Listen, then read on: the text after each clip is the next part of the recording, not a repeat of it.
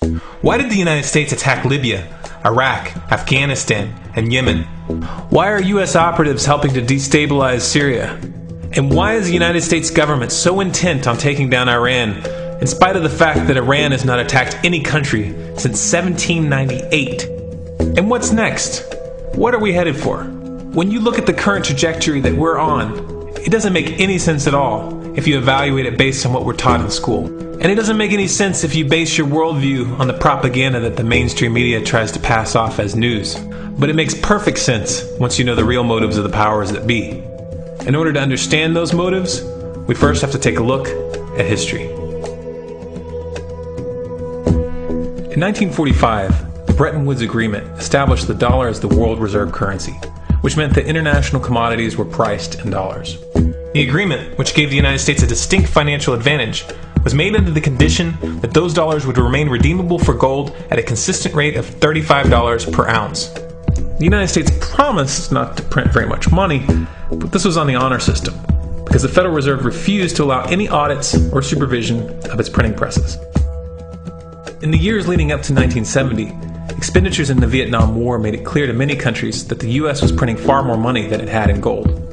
And in response, they began to ask for their gold back. This, of course, set off a rapid decline in the value of the dollar. The situation climaxed in 1971 when France attempted to withdraw its gold and Nixon refused.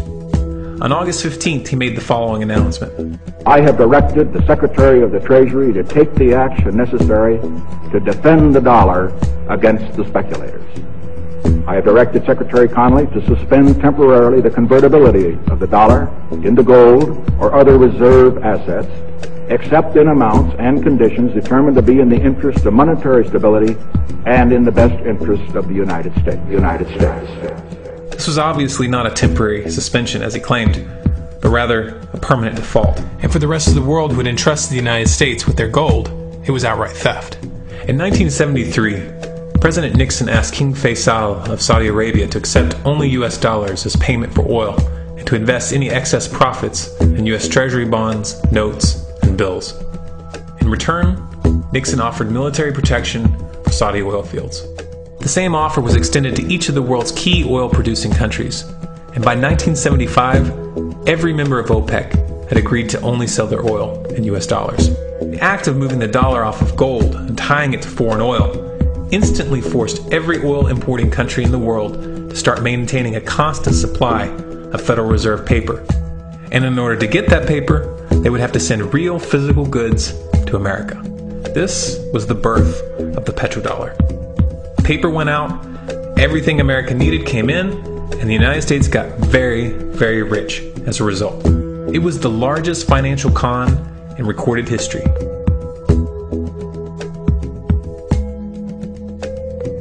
The arms race of the Cold War was a game of poker. Military expenditures were the chips, and the U.S. had an endless supply of chips. With the petrodollar under its belt, it was able to raise the stakes higher and higher, outspending every other country on the planet, until eventually U.S. military expenditures surpassed that of all other nations in the world combined. The Soviet Union never had a chance. The collapse of the communist bloc in 1991 removed the last counterbalance to American military might. The United States was now an undisputed superpower with no rival. Many hoped that this would mark the beginning of a new era of peace and stability. Unfortunately, there were those in high places who had other ideas. Within that same year, the U.S. invaded Iraq in the first Gulf War. And after crushing the Iraqi military and destroying their infrastructure, including water purification plants and hospitals, crippling sanctions were imposed which prevented that infrastructure from being rebuilt. These sanctions, which were initiated by Bush Sr. and sustained throughout the entire Clinton administration, lasted for over a decade and were estimated to have killed over 500,000 children. The Clinton administration was fully aware of these figures. We have heard that 500,000 children have died. I mean, that's more children than died in Hiroshima. And you know, is the price worth it? I think this is a very hard choice, but we think the price is worth it. Miss Albright, what exactly was it that was worth killing 500,000 kids for? In In November of 2000, Iraq began selling its oil exclusively in euros. This was a direct attack on the dollar and on U.S. financial dominance, and it wasn't going to be tolerated. In response, the U.S. government, with the assistance of the mainstream media, began to build up a massive propaganda campaign claiming that Iraq had weapons of mass destruction and was planning to use them. In 2003, the U.S. invaded, and once they had control of the country, oil sales were immediately switched back to dollars. This is particularly notable due to the fact that switching back to the dollar meant a 15 to 20% loss in revenue due to the euro's higher value. It doesn't make any sense at all unless you take the petrodollar into account. So I came back to see him a few weeks later, and by that time we were bombing in Afghanistan. I said, "Are we still going to war with Iraq?" And he said, "Oh, it's worse than that."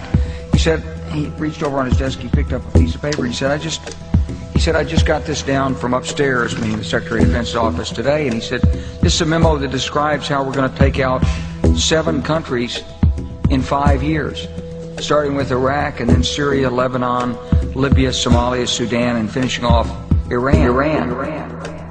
Let's take a look at the events of the past decade and see if you see a pattern. In Libya, Gaddafi was in the process of organizing a bloc of African countries to create a gold-based currency called the dinar, which they intended to use to replace the dollar in that region.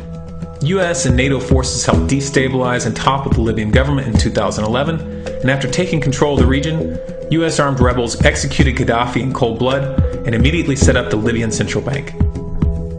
Iran has been actively campaigning to pull oil sales off of the dollar for some time now, and it has recently secured agreements to begin trading its oil in exchange for gold. In response, the US government, with mainstream media assistance, has been attempting to build international support for military strikes on the pretext of preventing Iran from building a nuclear weapon.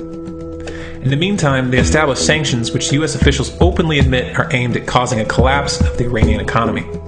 Syria is Iran's closest ally, and they are bound by mutual defense agreements. The country is currently in the process of being destabilized with covert assistance from NATO, and though Russia and China have warned the United States not to get involved, the White House has made statements within the past month indicating that they are considering military intervention. It should be clear that military intervention in Syria and Iran isn't being considered.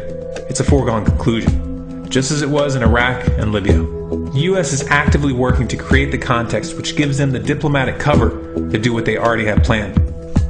The motive for these invasions and covert actions becomes clear when we look at them in their full context and connect the dots. Those who control the United States understand that even if a few countries begin to sell their oil in another currency, it will set off a chain reaction and the dollar will collapse.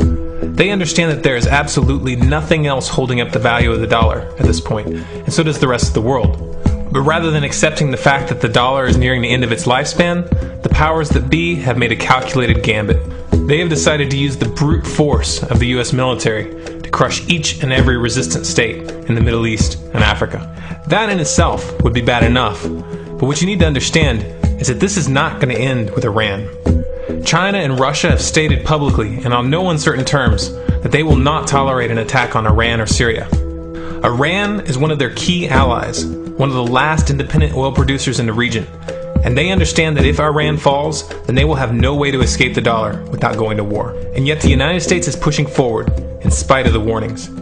What we are witnessing here is a trajectory that leads straight to the unthinkable. It's a trajectory that was mapped out years ago in full awareness of the human consequences.